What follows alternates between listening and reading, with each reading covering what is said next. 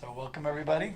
Y'all know me. I think I know all of you, but I'm Dr. Brian Walsh, and we're going to specifically talk about some weight issues and what holds people back from losing weight. Actually, that's kind of the bigger one because sometimes it's easy for folks. Men tend to be easier to lose weight than women do. But there are some factors that if you don't identify those, it's really hard to lose weight. And so we're going to talk about those tonight too. So some things, roughly two out of 3 Americans are overweight. That's a lot of folks. Because as the weight goes up, your increased risk of disease, right? Doesn't matter what the disease, the higher the weight, the more increased risk of disease. Whether it's heart disease, diabetes, arthritis, it doesn't matter. So we want to be as close to normal weight as possible. The real alarming statistic is approximately 1 in 3, 1 in 4 kids now are becoming overweight. And that's like really dangerous because the younger that you have weight problems, it's harder to get rid of as you become an adult. And you increase your risk of health problems, even as a kid. So that statistic has gotten pretty alarming in the past 20 years. And that's like a major shift, and it has to do a lot with our lifestyle and diet that we'll talk about. When it comes to like what is a healthy weight, there's a couple ways they define it. The one is the body mass index. So you could go online and type in body mass index calculator, and you enter your weight, your height, and your age, and it gives you an average number. And for the most part, it's fairly accurate. Some people, especially bodybuilders, it's a little off because they're so muscular. You know, that throws them off a little bit. But for most people, it'll be fairly accurate. And the healthy number is like 18.5 to 25. So you want to be roughly in that range, 18.5 to 25. And there'll be some variation, like I mentioned. It's considered overweight if it's more than 25. And then what they call obesity is where it's either 20% more of your normal weight or when the BMI goes over 30. So that's kind of the definitions from like a medical standpoint. There's also a waist. So the waist is the worst place to gain weight in general, right? It's actually better to gain weight overall than it is around the middle, because they found that people that gain weight more here or tend to have more heart issues and more diabetes issues if it's around the middle. So, and there's reasons why it gets there too that we'll kind of chat about that too. So people say, what's the big deal, right, about weight? You know, I mentioned all these things go up: heart disease, high blood pressure, stroke, cancer, diabetes, gallstones, arthritis, asthma, and sleep apnea go up, right, if you gain weight. And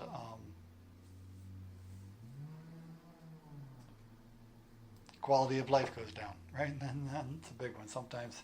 So the younger you are when you're overweight, your body can put up with it more, right?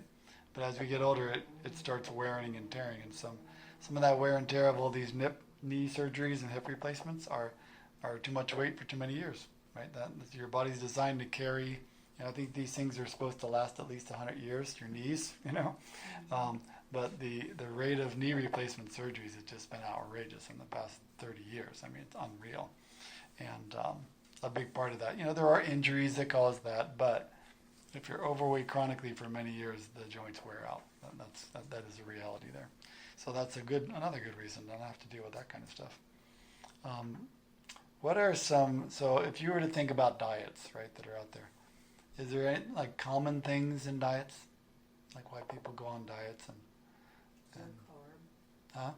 You mean what? Yeah, like common factors, like Factors? the different diets, because there's a lot of different diets, They right? don't last. Yeah, well, that's true. A lot of them don't, especially if you go into it with the wrong attitude. You know, they don't last, or the results don't last, right?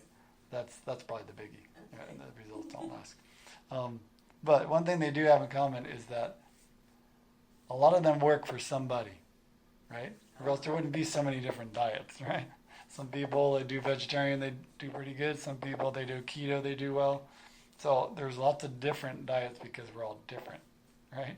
And sometimes if you just pigeonhole yourself into one kind of diet, it's not going to work because it's not good for you, right? And so, but there are some common factors that we'll talk about. But, you know, there's a high protein, low carb. There's a low fat, high carb, like the opposite one, right? vegetarian, metabolic typing, which is kind of how much protein, fat, and carbs should you eat. Intermittent fasting has become more popular, and I'm an advocate of that, and we'll talk a little bit more about that. But they do have and the Whole30 is the other one. That's really not a weight loss program specifically, but it is a very good way to lose weight healthily, from a healthy standpoint, the Whole30 diet. Because it's a very whole food diet, gets rid of junk, gets rid of sugar, and a lot of times you can lose weight if you adhere to it for 30 days. Are you saying high protein? High protein? High protein is one of the popular ways, right? That's what Atkins was founded on, high protein, high fat. And it can be very beneficial for some folks, but if you are a person that doesn't break down fat and protein well, you will not do well on it. Yes. So, and there's other ways to moderate that, but a lot of folks that have a hard time with that, they usually have liver problems, liver or gallbladder problems, and they're not breaking down the protein and fat well. So sometimes if you fix their liver issues or gallbladder issues, they'll be able to tolerate that better. Same thing with the keto diet. Some people, they go on that and they feel horrible. And it's usually because they don't break down fat well, and you're eating a ton of fat on the keto diet, which is not necessarily a bad idea. It's just I do recommend that for some folks. It's usually short term because it's just hard to stick to in reality. You know what I mean? It's just not a real program for a lifestyle, in my opinion, because it cuts your carbs down so much. And there's lots of good fruits and vegetables that have carbs, right? And so you can do it without getting so radical. But if someone has cancer or they got diabetes and they're trying to make a shift in their body, keto can be very effective for 6 months or however. But I just don't like people staying on it for a long time. Because the Whole30 diet is a much easier thing to do long term, and it's still healthy with lots of fruits and vegetables and clean different proteins. So different things. So why is it, right, that some people, they try to lose or they'll plateau after 10 or 15 pounds? What are the different things that can cause that, right? Some people may have a food sensitivity. You know, we talk about there's different nutritional deficiencies and different things that can happen. If someone is sensitive to wheat products or dairy products and they are not aware of that, because sometimes you don't get a digestive problem, the only problem you get is weight gain with a food sensitivity. So that could be misleading and think, oh, I can eat that and I feel fine. Well, maybe it's keeping you from losing weight, right? Because you're eating pasta and bread and all that stuff, and your body's reacting to it by gaining weight. There are medical reasons. I talk about organ dysfunction down here, and that's more thyroid based for the most part. The two most common are thyroid and adrenal gland problems. When someone's under stress for long periods of time, they just produce too much cortisol and then they get worn out, and those folks tend to gain more weight around the middle if they have chronic stress, and over time it wears out your body, but it does make it very hard to lose weight because you'll just plateau with the cortisol. The other reason is the thyroid. You can have blood tests. That'll catch most of it, but doesn't always catch everything. But if you do have a low thyroid function, you won't lose weight properly. It's just so hard because that's what helps your fat-burning metabolism is the thyroid. And so if that's low and slow, so to speak, that has to be fixed or else you just won't lose weight. And people get really frustrated because they eat super healthy and they barely lose weight at all. And that's a lot of time a thyroid problem. Or the adrenal gland where they're stressed out all the time and they just can't get over the stress and they can't lose the weight. So those are two big medical reasons you need to rule those out for sure. And then with some folks too, if they're not sleeping enough, like when you drop below 7 hours, especially 6 hours of sleep a night, you crave sugar a lot more, and your sugar metabolism is not very good when you don't get good sleep. And so that tends to make people want to eat more during the day, right? Because they're making up for that because your blood sugar is a little fluctuating, and it makes it really hard to lose weight because you won't be able to stay on a program because you'll be craving stuff. So excuse me. So that can be just getting your sleep pattern back on track can actually be really helpful for helping you to lose weight long term anyways. And then sometimes if you have things like a yeast overgrowth in your digestive system, like candida or something like that, that also can make it very challenging to lose weight. So that's more of a digestive type problem that some people have that needs to be ruled out in order to get where you want to be. I mentioned stress is a biggie because you just can't lose it. And then the other big category is these toxic chemicals and things that are in the environment that get into our bodies. When those are in your system, it's very challenging to lose weight because it blocks that fat burning mechanism that's in our body. So a lot of times when people get the toxins out, they can get it over the hump. You know, it makes it easier to lose weight. You still have to eat well and exercise and all those things. But if you don't get the bad stuff, those heavy metals like mercury fillings in your teeth, or you work somewhere that you get exposed to chemicals all the time, that may be enough to weaken your body to where you just can't do the fat burning thing. So those are the kind of medical / nutritional things that have to be ruled out for it to be successful. Whatever it is, you know, whether it's a keto or paleo or all these different diets, in order for it to be successful, you need to rule out those other things. Because if you don't, then it just won't get there. One of the things to think about, I always tell folks, is everyone wants fast weight loss. I mean, that's the bottom line. I mean, as many people that I've helped lose weight, they just want it all fast. You know, and that helps your motivation, because when you see it coming off, it gives you a little encouragement, you know, to keep going rather than slow. But, you know, I tell people, if you lost a pound a week, right, that's still like how much weight, right? That's a lot of weight in a year, right? But people want like many pounds in a month, you know, which we can do that. Actually, we have a program that I'll tell you about. But then you want it to be lasting, right? Because it's okay to lose quickly, but you got to make it last, or else it comes right back on. So always think long term. One of the big problems people have is they don't think ahead and plan ahead when it comes to meal planning. And when you do that, you'll come home and you don't have anything to eat, and you're going to eat something quick, right? Either fast food, or you pull the pizza out of the freezer if you got those things, and you're not ready because you don't have something planned already. And so that can go a long way in helping people do well. And you can get around that by making large amounts of things and freezing them. And so you, like on the weekends, I usually plan out my meals for the week, and I cook a lot of it ahead of time. So I'm not coming home at the end of a day working all day. It's like, oh, what am I going to eat, you know? And you call up the takeout thing or whatever, you know. Prepared snacks, you know, like fruits and veggies, nuts and seeds. Nuts and seeds are good snacks. You just got to be careful about the amount, right? Because a couple of handfuls of nuts is a lot of calories. So if there's still a thing there where you still have to watch calories for the most part, if you're trying to trim some of the extra pounds. But they're a healthy snack. Just you should measure out the amounts of nuts, because if you eat from a can or a bag of nuts, never good, because you can like do 800 calories like that. I mean, it just doesn't take very much, you know. And most people just eat from the can or the bag or whatever. Exercise still is a good part of a weight loss program, right? It's not the answer for everybody, but it should be part of the answer, because it helps you with your oxygen, it helps your heart work better. For people that have blood sugar problems, it helps their blood sugar be more stable, so they don't crave sweets as much when you exercise. So I try to get people to do some form of exercise 3 to 5 days a week, at least 20 to 30 minutes, so that helps with the blood sugar side, and it lowers your stress hormones, right? So people that are stressed, it helps lower your stress hormones, which is really important. I like high intensity interval training, as long as your joints are good and your heart's in fairly good shape. It's just you can get more exercise in a shorter period of time by doing the high intensity interval training. And you don't have to do it as often. Technically, you only have to do it 2 days a week, 3 at the most. So it's a very good way to get your exercise in and to get your heart going.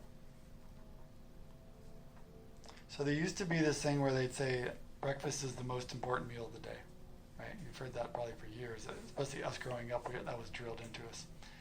It turns out that's really not true for adults. Children, they still need breakfast, but that's where the intermittent fasting comes in.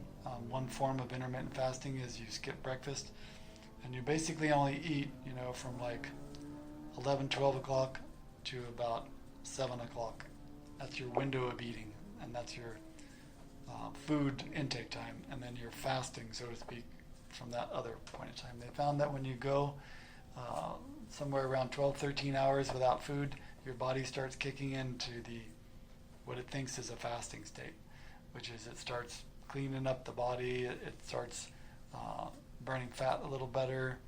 And so if you do that on a regular basis by skipping breakfast, that's usually the easiest thing for most people, is just to skip breakfast. As long as you don't have a blood sugar problem. If you have adrenal gland problem, then you might need to fix that before you do the intermittent fasting. But most people will know that, because usually around 9 or 10 o'clock they're having a hard time not eating. So that means they have another problem that needs to be fixed. But most people, most adults will do fine skipping that. And long term, that is a good way to kind of kick in your metabolism to help it work better. And it helps your body heal better. There's just, your cholesterol typically gets better when you do that. And long term, it's easier to do the fat burning thing. And most people just actually feel better doing it. So I mentioned these different exercise and these different weight loss programs. Like I said, the Whole30 is a great one, because it's based on whole food, eating real foods, and getting rid of all processed foods and all sugars. And that's just really, you can go online to Whole30.com, and it's very spelled out how you do it, right? I mentioned the keto I don't recommend that for a lot of people, especially the average person. It's just too hard to follow for the average working person especially. It just takes too much time. Some people do well on vegetarian type diets, but that's not the majority in my opinion. Some people do well on a vegan program, but some people, after a matter of months, they start losing energy and it's just not enough protein for them. But it works for some people. It's just, I don't use that very often, because I like the other ones better. The paleo / Whole30 approaches are much better. And getting rid of all the bad stuff that's in your body, right? Because once you get rid of the bad stuff and get rid of food sensitivities, and that's where we use, you all have seen the muscle testing and the nutrition response testing that we use to identify what food you're sensitive to. Do you have metal in your body from your teeth? All these different things that make you sensitive, right? And once you correct those, it makes it much easier on the weight loss thing. The program that I use, I have a specific thing now for folks if they want to do what I call a weight loss program. I held out for years of doing a weight loss program for the years I've been in practice, and because I didn't want people to be focused on just losing weight, right? Because the healthier your body gets, the more normal your weight gets naturally. So, because many of the weight loss programs, people just want to lose weight and they're not concerned about their health. Because I want both. I want you to help lose weight and be concerned about health. And the one I finally decided on was called ChiroThin, and it's based on a couple different approaches actually. And it was meant especially for people that have a hard time losing weight, that have used other programs and they plateau, and keeping it off. It also helps keep it off over time. And it's meant to reset your metabolism, because sometimes your body gets stuck in this mode because of the way you've been eating and not exercising and all these different things, and it's hard to break it out of that. So what it is, it's basically an intermittent fasting program. You skip breakfast, you only eat from, like I said, 11 to 7 or so. It's not a low carb, or I should say it's not a no carb, it's a lower carb, because you eat less carbohydrates, but you still eat fruits and vegetables. It's a food-based program. It's not shakes or any of those type of things. I'm not a fan of those because they're not always doable. It's eating real food. That's what I like to. And you measure your things like your protein and stuff to make sure you're getting the right amount for you. And it also has a lower fat, because what they found with a lot of folks that were having a hard time losing weight, if they didn't go below a certain amount of fat intake, it made it really hard for them to burn their own fat. Because what happens when you reach a certain calorie amount and a certain fat amount that your body needs, and it doesn't get it, it takes your fat, and that's how it burns it. Right? That's the whole methodology behind losing weight on these programs, is how can we get your fat to burn? right, to come off, and for your body to use the calories stored here on our hips and tummies and all that stuff to burn it for calories, so then it starts coming off, right, the way it should be. And that's where the low-fat portion of this comes in. I typically don't recommend a low-fat diet for a long-term, like your everyday stuff, but for this weight loss program, it's very effective because it combines the intermittent fasting, some low-fat, lower carb, not no carb, and then there's a couple supplements. One are drops that help your metabolism, and the other one is a capsule that is a herbal. It's not a stimulant, so I'm not a fan of the stimulants they use in these weight loss programs because that can cause other problems. So this is something natural that helps with the blood sugar and helps that keep stable. So between the two of those supplements and the intermittent fasting and the low fat and lower carb, it really helps people lose weight in a short period of time. We just had a gentleman that finished last week.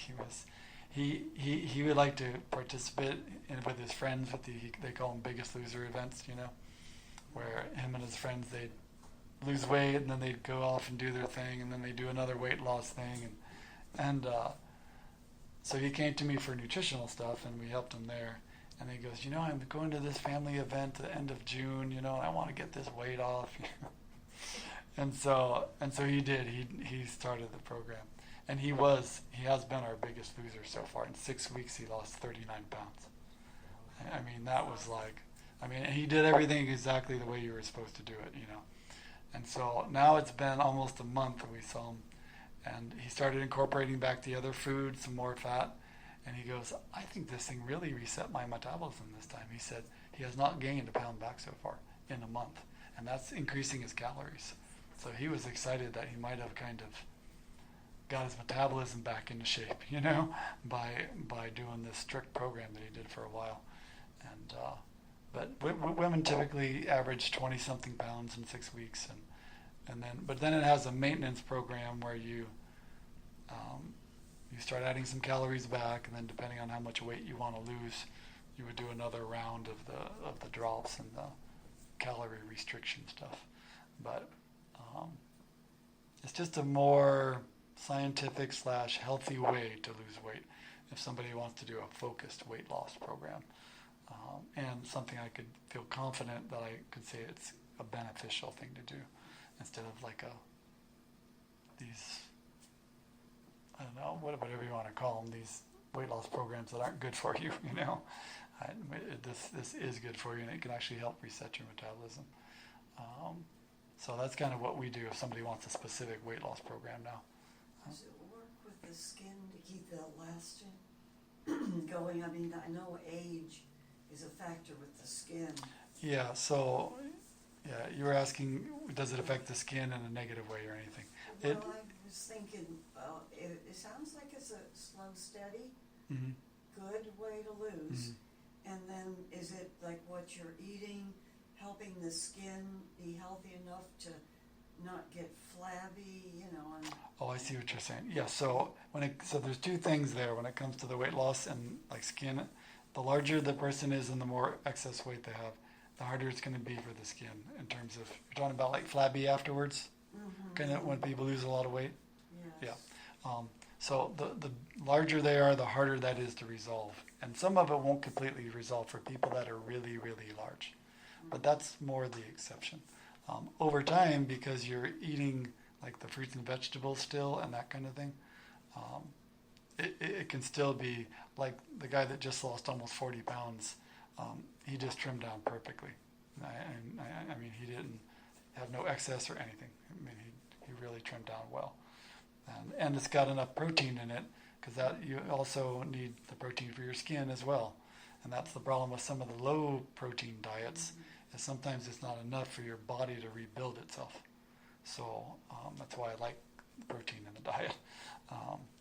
So if they have adequate protein and they're still getting some fat, but it's not a lot. But again, the weight loss program is 6 week increments is how we do it. Some people will lose all the weight they want in 6 weeks and then they go into maintenance.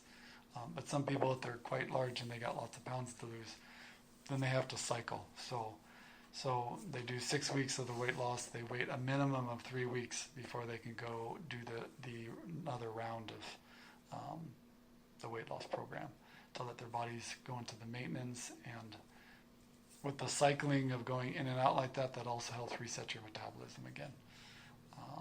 But some people only need one round because they only want to lose like 20 pounds or something, and that's great. But then we still want to keep them eating the healthy fruits and vegetables and all that other stuff, right? And so that's where the Whole 30 comes in, because you can stream into the Whole 30 off of the ChiroThin diet and have a healthy, still maintain a healthy weight after that. Yeah. So, yeah. Does anybody else have any questions about that? It's just a more regimented program that some people, they just want. And it tells you exactly what to eat, what not to eat, and there's booklets that come with it, so it's very defined, which is what I like too. Does that work well with somebody that does have thyroid problem? It still can, yes, because of the, I have helped some folks that do have thyroid problems on it. Theirs tends to be a little slower than the average person if they didn't have a thyroid problem, but they still lose. So that's the key there. And I had another gal, she was more on the stress side.